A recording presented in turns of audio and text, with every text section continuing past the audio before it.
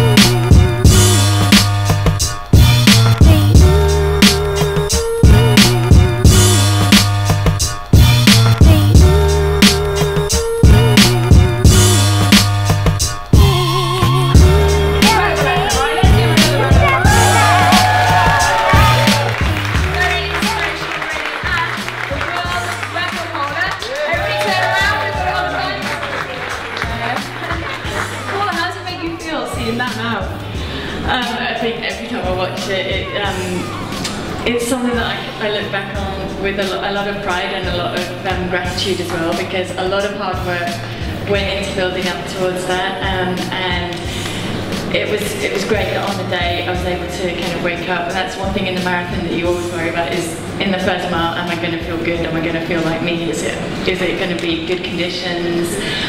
Is everything just going to feel like it's clicking? And it did that day, and I was able to get out there, get a lot of support the whole way around the streets of London, and just really put that record, which hopefully will be a record. Yes, should be a record, right? Into that then, because we're all wearing the history stands as well. And don't forget to hashtag history stands on Twitter as well to try and get this trending. I just had a quick look at it, it's starting to trend at the moment. How much support have you got out there? It's really, I've been really taken aback and really moved by how much support there was. I think when Nike started it, I was kind of a little bit surprised at first, but I shouldn't have been, because when I think back, and I've been with Nike since 2001, when I went through the whole red ribbon stand and EPO cheats out back in Edmonton, they were right behind me and right behind runners every day, kind of with the support and footwear support, apparel support, and just general understanding runners. So I shouldn't have been surprised, but I was, and by the volume of it and how people just jumped on it and really tweeted and Facebook, just so much support. I'm just very grateful, and thank you. Can you tell us in your own words then how it's made you feel? Because it must have been a real surprise, right? The ruling was a surprise. I mean, I had no inkling that rule was proposed. The first I knew was when it was suddenly came to be.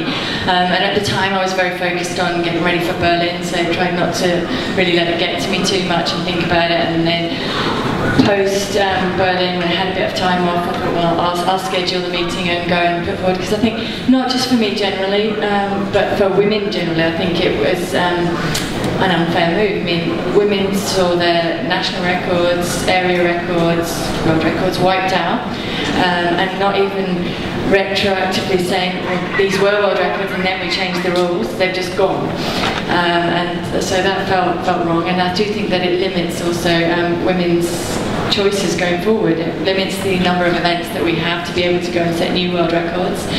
And I genuinely don't think it makes that much difference. I think whether you're a guy paced by a group of guys, or whether you're a woman racing against guys, I don't think it makes that much difference. So rather look at making it fairer in terms of you can't get outside assistance, you can't get bottoms passed to you within a race, but actually having a male pacemaker versus a pacemaker, I don't think it makes that much difference. On that run that we just saw then, do you think it, you know, you went out there and did it, you still did that in your legs no matter whether there was males there? And that day it was very controversial to actually put the male runners into the women's race, and I was very conscious of that. So the whole way around, I mean, there's not one photograph or image of me running behind them. I always ran alongside them. I didn't speak to them. I hadn't spoken to them beforehand. There was no pace set, because I can't run like that anyway. I run how I feel, and I didn't know what pace to set.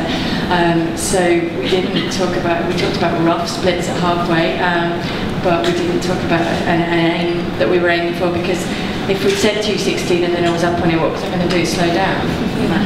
So, it just seems when you say like that, and I was racing the guy, and I remember one thing I was really annoyed about afterwards was that he actually beat me because we split and we went down two different things.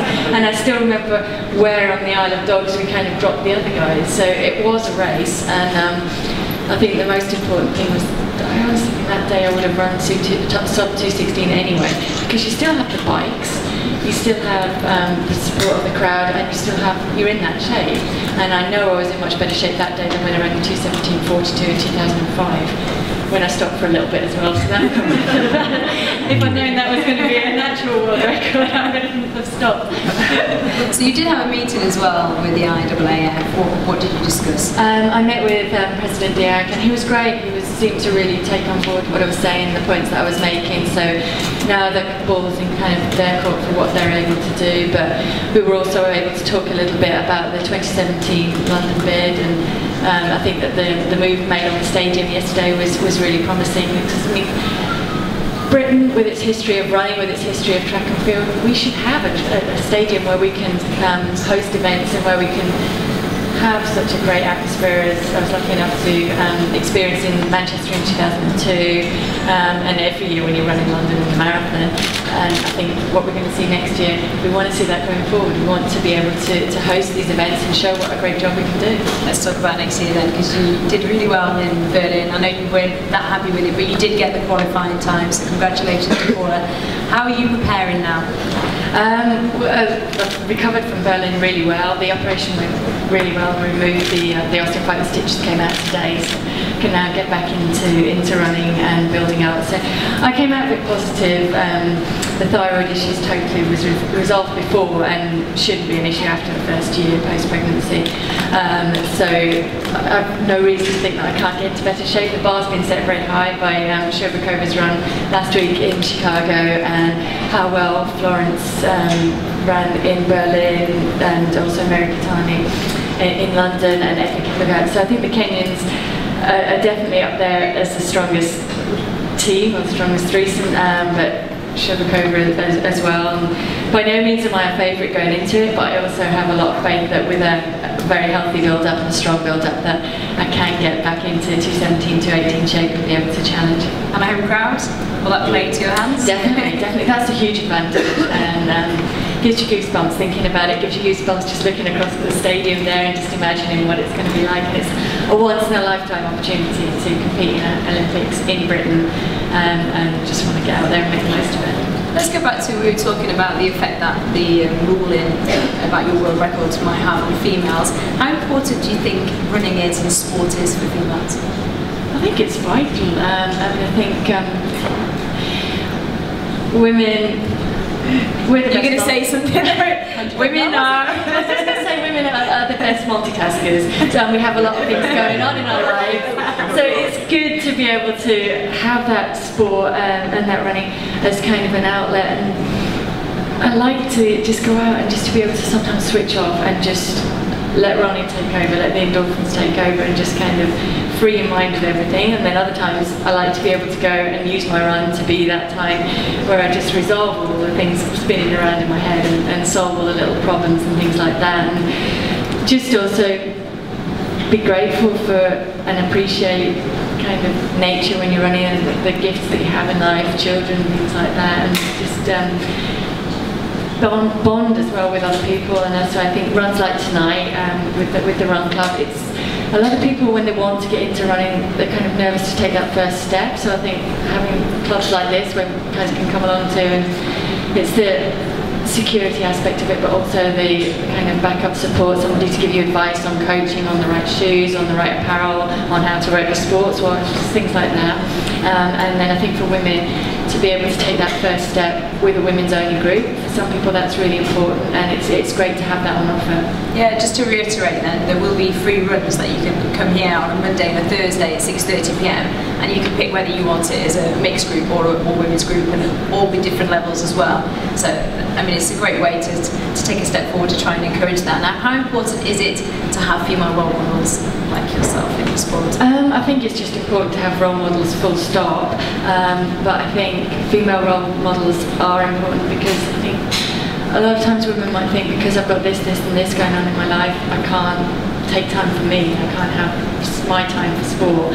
And that's why I think it's important to say that, yeah, you have a family, and yes, you have a career, and you have to look after those things, but don't feel like you're being selfish if you're taking that half an hour a day or half an hour every other day to get out and just run and just have time for me, because that's important too. I think, especially for young girls as well, kind of getting involved and having that role model. I mean, Ellie Goulding is a great role model for running. I think she was telling me at the Ellie Goulding concert in Nikeland the other day about how she got her whole band out running, and she never really ran until she was 18, and then she got into it, and it's now something that it is a health aspect but also a mental thing to get their minds working. And she was telling me about one member of her band who was smoking, I don't know how many it was, like 40 a day or something, and never ran a step in his life, and now he goes out with them and runs every day, and that helps them to bond together as a band. So I think running has so many things. It's not just about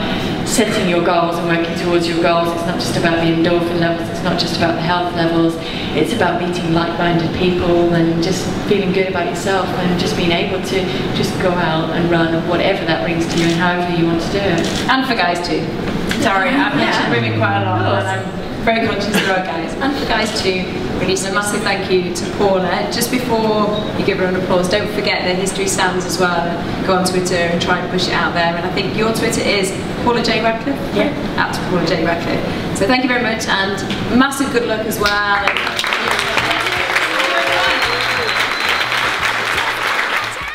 was hurting deep down inside.